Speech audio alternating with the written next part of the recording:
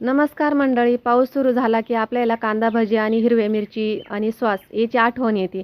तर पाऊस सुरू होताच असं वाटतं की लगेच आपण कुरकुरीत अशी कांदा भजी खावा. तर ती कांदा भजी कशी कुरकुरीत बनवायची आणि चुलीवरची तर एक नंबरच लागते. तर चला आपण आपली रेसिपीला सुरुवात करू.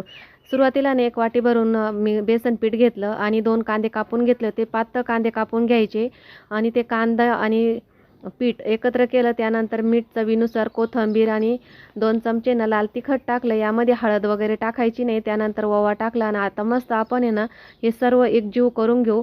कांदा भजी तर प्रत्येकजण बनवतं, पण प्रत्येकाची बनवण्याची पद्धत आहे ना ही वेगवेगळी असते.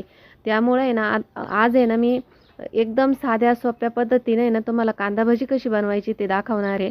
तर आता आपण असं मिक्स करून घेतलं. त्यानंतर 10 मिनिटासाठी आपण आहे ना झाकून ठेवायचं. बघा 10 मिनिटं झाली, सगळं पीठ ओलसर झालं. यामध्ये पाण्याचा बिलकुल वापर करायचा नाही. तर बघा अशा पद्धतीने ना आपलं पीठ झालंय. तर आता आपण हे ना तेलामध्ये सोडू. इकडं मी चुलीवरती ना तेल गरम करायला ठेवलं होतं. आता मस्त यामध्ये ना छोटे छोटे भजे सोडायचे. तर बघा अशा पद्धतीने.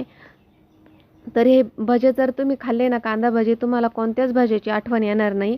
नक्की ह्या पद्धतीने ना तुम्ही करून बघा. एकदम साध्या सोप्या पद्धतीने आणि झटपट होणारे कुरकुरीत एकदम झणझणीत असे कांदा भजी आपण बनवतोय.